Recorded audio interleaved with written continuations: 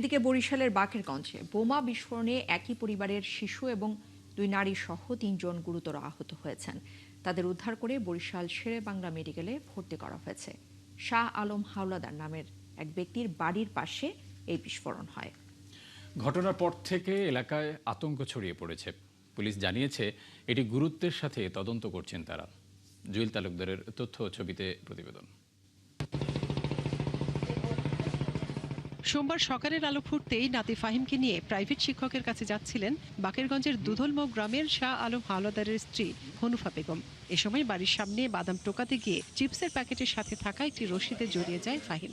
তখনই ঘটে মারাত্মক বিস্ফোরণ।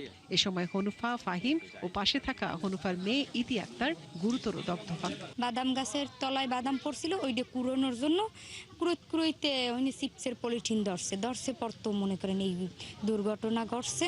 পায় বলে দড়ি বেঁচে না কি বেঁচে ও কই যে এখন হতো সে কেছে না দেখে পেয়েছে ওই জেনে পায়ে বাজছে, এবার আগুন ধরছে। ও নদীতে ভরে রেখে আমার পায়ে দড়ি বেঁচে আগুন ধরছে, আমার বুক পুড়ে যায়। এই প্রত্যক্ষদর্শীরা জানান বিস্ফোরণের পর তারা জীবন বাঁচাতে পাশেই নদীতে ঝাঁপিয়ে পড়েন। পরে আশপাশের মানুষ তাদের উদ্ধার করে উপজেলা স্বাস্থ্য কমপ্লেক্সে নিয়ে যান।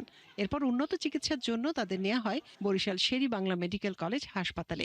সকালবেলা ঘুমাইছিলাম, তখনই শব্দ পাইছি। তখন আমরা ভাবছি যে এমনি শব্দ, পরে শুনি যে এই জায়গায় বোমা বিস্ফোরণ হয়েছে। এ ঘটনার পর আতঙ্কে স্থানীয়রা। তবে গ্রামের ভেতরে বোমা কিভাবে এলো তা বলতে পারছেন না তারা। অজপাড়াগায় এত বড় বোমা, এত বড় একটা বিষয়টা ছোট করে দেখার আসলে কোনো কিছুই নাই। বর্তমানে রাষ্ট্রকে একটা বিশৃঙ্খল পরিবেশ তৈরি করার জন্যই এটা চক্রান্ত হতে পারে। ঘটনাস্থল পরিদর্শন করেছেন পুলিশ, র্যাব, ডিবি, সিআইডি সহ আইনশৃঙ্খলা বাহিনীর সদস্যরা। জেলা পুলিশ সুপার জানান বিশেষ গুরুত্বের সাথে ঘটনার তদন্ত চলছে। এটা দুষ্কৃতিকারী হতে পারে বা কোনো জঙ্গি হতে পারে, অথবা কেউ ভয় দেখানোর জন্য হতে পারে, অথবা আগস্ট কেন্দ্রিক কোনো একটা নাশকতার সৃষ্টিও হতে পারে। আমরা সব দিক চিন্তা বিবেচনা করেই আগাচ্ছি। আমাদের ইন্টেল অলরেডি কাজ শুরু করে দিয়েছে। ঢাকার আমাদের ইন্টেলিজেন্স যারা উইং তারা কাজ করছে। সামগ্রিকভাবে এটাকে আমরা খুব সিরিয়াসলি নিয়েছি। বিষয়টি তদন্ত করে দ্রুত জড়িতদের বিরুদ্ধে ব্যবস্থা নেওয়ার দাবি এলাকাবাসীর। মনিরা কাজেরি, ৭১।